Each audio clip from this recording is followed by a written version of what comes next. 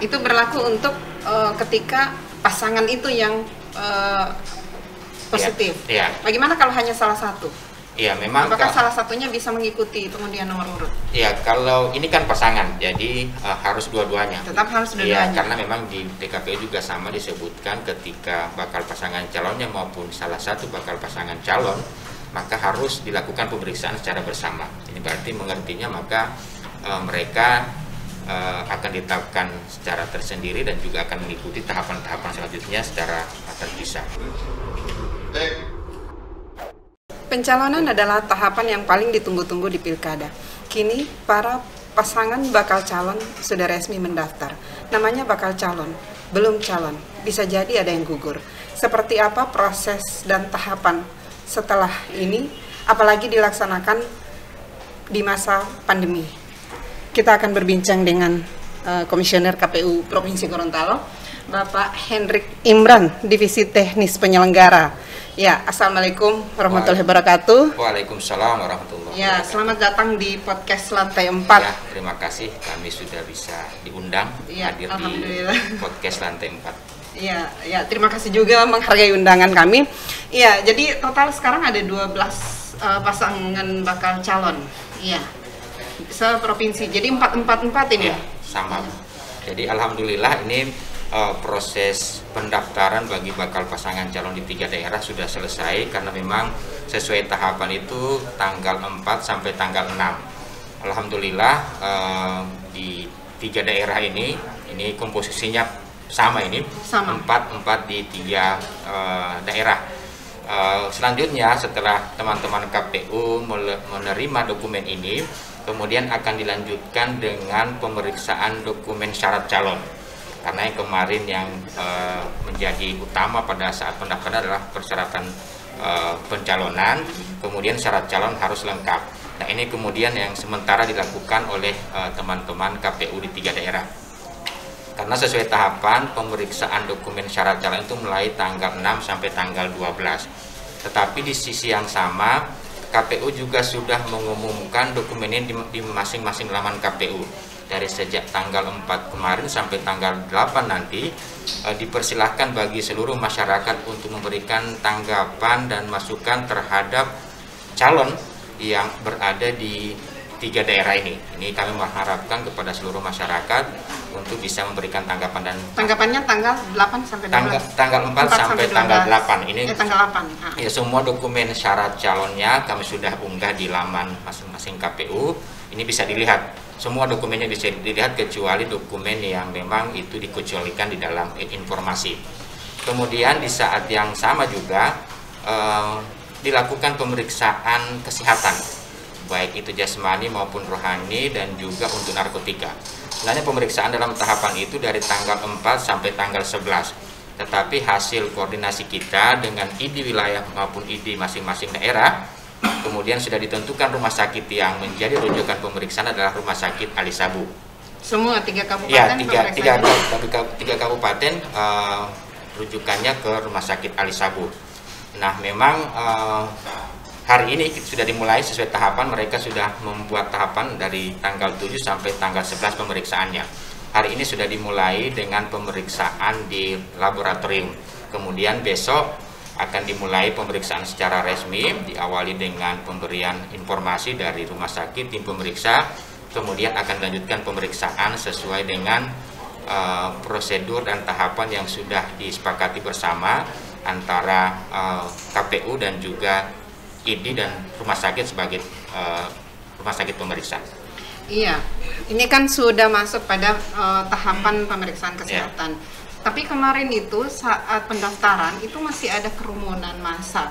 Walaupun KPU sudah membatasi. KPU membatasi hanya berapa orang, satu partai 2 orang ya.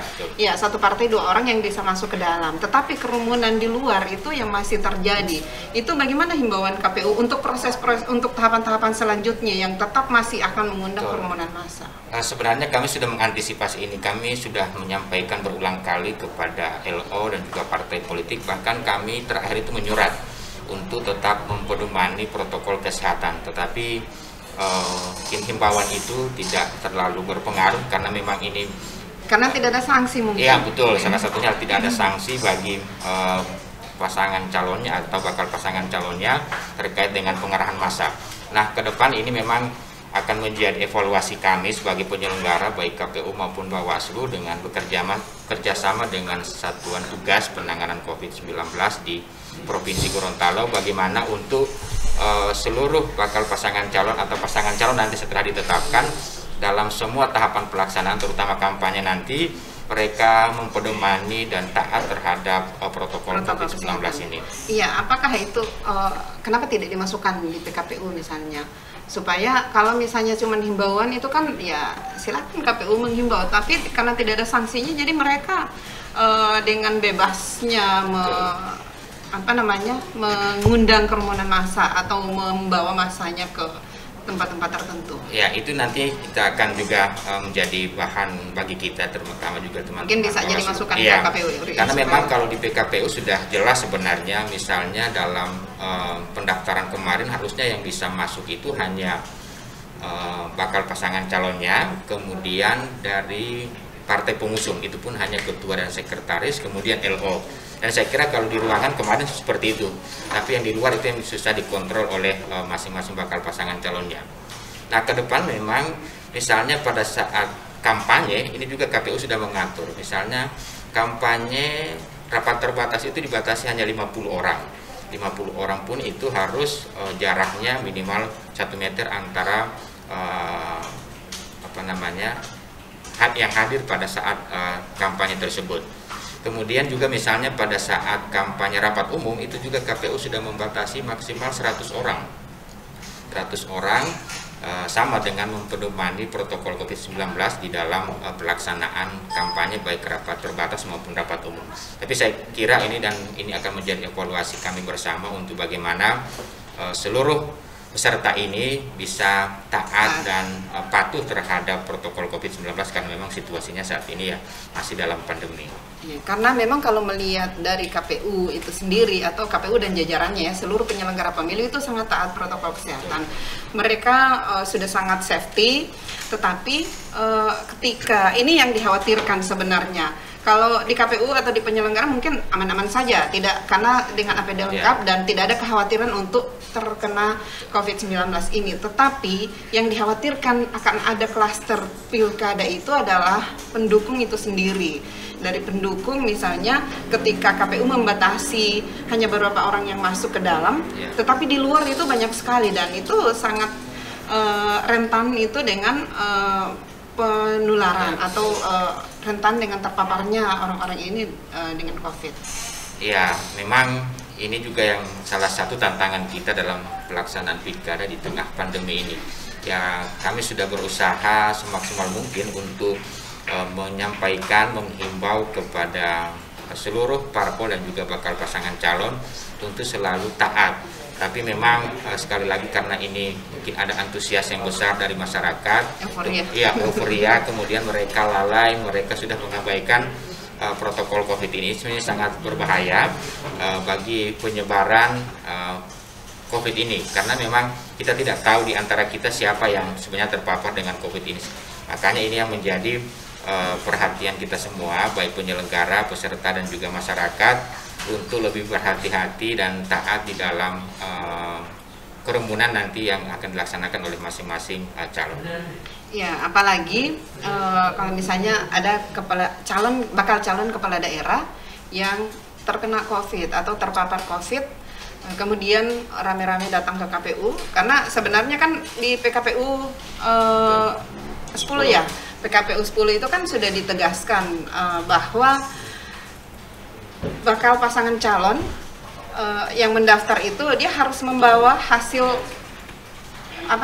hasil swab atau PCR. Iya. Nah, ini kalau misalnya ada yang tetap, karena di Gorontalo saya melihat, kami sudah merilis beritanya bahwa ada 9 orang di Provinsi Gorontalo ini yang terpapar COVID. Nah, mereka saat mendaftar itu datang juga ke lokasi, padahal kan di edaran kalau tidak salah ya, edaran KPU juga ada itu, atau mungkin di PKPU juga ada. PKPU ada bahwa yang terpapar itu atau yang positif itu dia cukup mendaftar lewat daring. Ya, tetapi kenyataannya di Gorontalo ada 9 orang yang datang mendaftar, kemudian akhirnya setelah diketahui hasilnya positif. Ya, memang kalau di PKPU sudah dijelaskan pada pasal 50A itu di tambahan disebutkan bahwa sebelum melakukan pendaftaran maka seluruh bakal pasangan calon harus melakukan real time PCR, seperti itulah. Kemudian pada ayat 3-nya disebutkan pada saat pendaftaran bakal pasangan calon sudah membawa hasilnya. Tapi memang kemarin pada saat pendaftaran sampai tanggal kan kalau diprediksi itu yang daftar itu kan di tanggal 4, tanggal 5 yang ada tadi potensi atau yang sudah dinyatakan positif. Nah, memang pada saat mendaftar mereka belum membawa hasil karena memang hasil dari pemeriksaan itu belum ada, sehingga KPU belum menerima saja mereka sebagai pendaftar karena memang cukup diyakini mereka sudah melakukan pemeriksaan tapi hasilnya belum ada. Tapi kan di PKPU mereka harus membawa hasil PCR itu. Iya, memang di ayat 3-nya disebutkan pada saat mendaftar mereka sudah membawa, tapi kan memang kendalanya hasilnya belum ada. Itu diatur di PKPU ketika hasilnya belum ada itu bisa membawa surat keterangan dari BPOM atau dari instansi terkait bahwa mereka cukup membawa itu. Iya, kalau surat keterangan memang tidak diatur secara jelas di situ, memang hanya sudah membawa hasil pada saat pendaftaran. Memang ini juga menjadi problem pada saat pendaftaran tersebut karena memang misalnya yang ada salah satu bakal pasangan calon yang baru mendaftar di hari terakhir, misalnya mereka melakukan pemeriksaan kesehatan itu baru pada siang hari, swabnya pada siang hari, sehingga hasilnya belum bisa diterima karena kalau kita menunggu ini maka akan terlewati proses pendaftarannya. Maka KPU dengan kondisi tersebut sudah menerima walaupun memang belum ada hasilnya, tapi KPU memang sudah memproteksi diri, jadi seluruh tahapannya memang prosedurnya diikuti. Seluruh bakal pasangan calon ketika datang ke KPU pertama mereka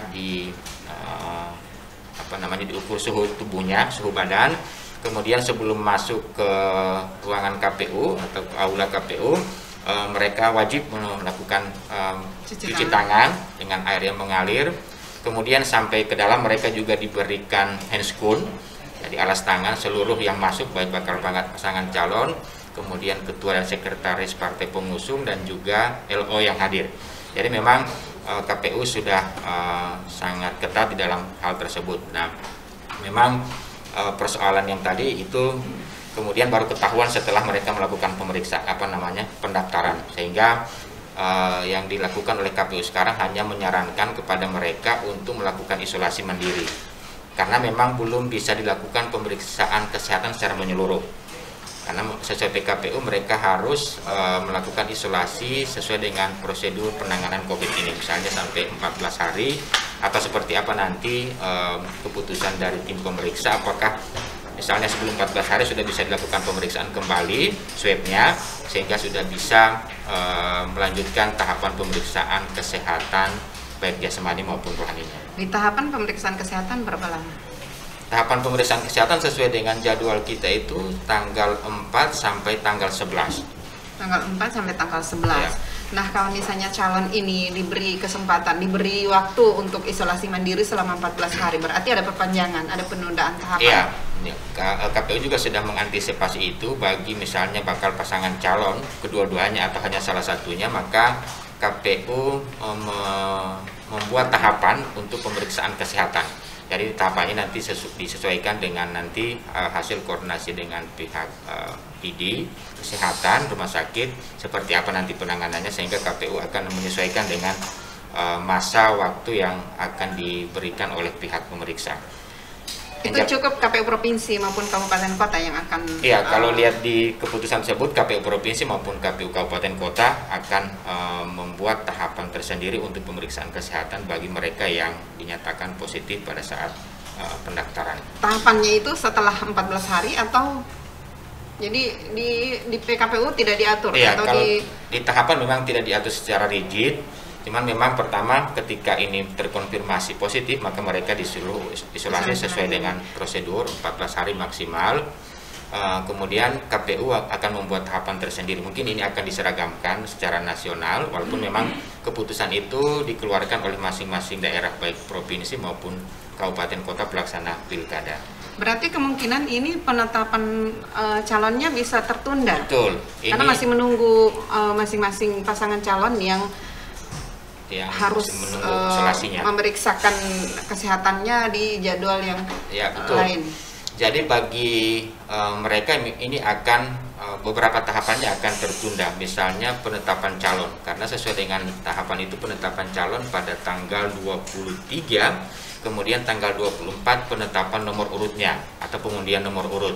Kemudian kampanye di tanggal 26. Nah, maka kalau melihat estimasi waktu ini bisa ada calon yang nanti tidak bisa mengikuti pada tahapan penetapan calon dan juga nanti penetapan nomor urut bahkan sampai juga kampanye. Ini salah satu konsekuensi bagi bakal pasangan calon yang memang dinyatakan positif pada awal pemeriksaan kesehatan. Nah, iya, ketika penetapan calon, bagaimana tadi penetapan calon mereka tidak bisa ikut? Iya, karena mereka kan belum bisa. Diperiksa di seluruh dokumennya. Walaupun sebenarnya COVID tidak akan menggugurkan, COVID tidak akan menggugurkan, ya. Tetapi saat penetapan calon mereka tidak bisa ikut. Betul, karena memang tidak bisa ikut serta atau tidak bisa ikut ditetapkan.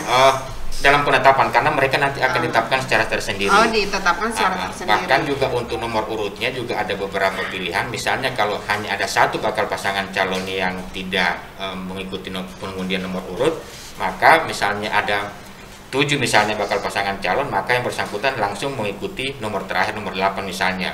Tetapi kalau lebih dari satu bakal pasangan calon yang dinyatakan menunggu hasil selanjutnya, maka ini tetap akan diundi. Misalnya ada 5 misalnya, 1, 2, 3 sudah diundi, mereka mengambil nomor urut, maka yang kedua ini maka tetap dilakukan nomor urut, pengundian nomor urut, baik misalnya menentukan nomor 4 maupun nomor 5. Itu berlaku untuk ketika pasangan itu yang positif. Ya. Bagaimana kalau hanya salah satu? Iya, memang. Apakah salah satunya bisa mengikuti pengundian nomor urut? Iya, kalau ini kan pasangan, jadi harus dua-duanya. Tetap harus dua-duanya. Iya, karena memang di PKPU juga sama disebutkan ketika bakal pasangan calonnya maupun salah satu bakal pasangan calon, maka harus dilakukan pemeriksaan secara bersama. Ini berarti mengertinya maka mereka akan ditetapkan secara tersendiri dan juga akan mengikuti tahapan-tahapan selanjutnya secara terpisah. Iya, jadi dipastikan mereka tidak akan ikut penetapan. Betul. Kemudian jadi kalau mereka tidak datang kan insya Allah aman ya di dalam ruangan. Betul. Karena tidak hadir yang calon kepala daerah yang dinyatakan positif dan masih menunggu mereka untuk pemeriksaan selanjutnya. Itu kan ada tahapan tersendiri, itu tidak sudah diperhitungkan termasuk anggarannya dan sebagainya, atau tidak akan mempengaruhi anggaran? Ya, saya kira itu sudah menjadi konsekuensi. Misalnya kalau akan dilakukan pengundian kembali kemudian atau penetapan nomor urut, saya kira itu sudah menjadi tanggung jawab kita. Saya kira kan nanti tidak seremonialnya mungkin tidak sama, atau mungkin seperti apa nanti akan disepakati bersama seperti apa nanti model pengundian nomor urut bagi yang ikut belakangan. Iya, nah pengundian nomor urut ini kan termasuk salah satu yang mengundang kerumunan massa juga selain kampanye. Iya, selain kampanye ini yang salah satunya mengundang kerumunan massa. Walaupun pasti KPU hanya akan memberikan membatasi bahwa yang bisa masuk hanya sekian gitu. Nah sekarang ini kan sudah banyak fasilitas lewat siaran langsung di Facebook, di Instagram dan sebagainya, di medsos. Tetapi mereka merasa tidak afdol kalau misalnya datangnya hanya 2 orang atau hanya 4 orang seperti itu tidak ada ketegasan, ada sanksi tegas dari KPU. Mungkin bisa diatur lah, bisa ada himbauan dan sekaligus ada sanksi mungkin bagi pasangan calon yang membawa kerumunan massa walaupun mereka hanya berada di luar. Iya, kalau melihat di PKPU memang belum ada sanksi yang jelas bagi yang membawa masa lebih dari yang apa ditetapkan. Tapi nanti ini akan kita koordinasikan misalnya dengan Bawaslu sebagai pengawas dan juga misalnya dengan Satgas. Dan kemudian kita akan maksimalkan komunikasi dengan LO atau bakal pasangan calon untuk menaati betul protokol COVID-19 ini, karena kalau tidak maka ini akan merugikan kita semua, baik bagi bakal pasangan, baik calonnya sendiri atau juga penyelenggara. Bayangkan kalau misalnya calonnya terpapar, maka ya kerugian juga buat mereka karena tidak bisa melakukan tahapan misalnya kampanye, sehingga ini akan menjadi himbauan dan harapan kami yang sangat kuat terhadap bakal pasangan calon untuk selalu taat dan patuh terhadap prosedur ini.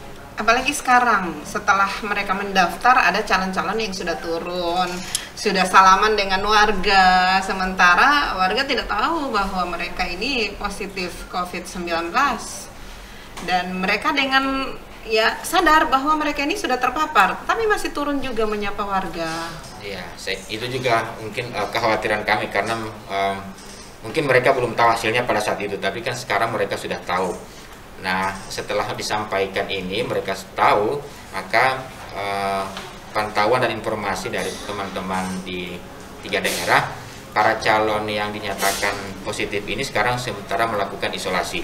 Ada yang sudah dari tanggal 5 kemarin sudah ada yang melakukan secara isolasi mandiri, ada yang di rumah, kemudian ada juga yang katanya isolasi di hotel, sehingga mereka lebih punya waktu untuk memulihkan kesehatannya dengan berbagai macam usaha. Mungkin bisa lebih cepat. Betul.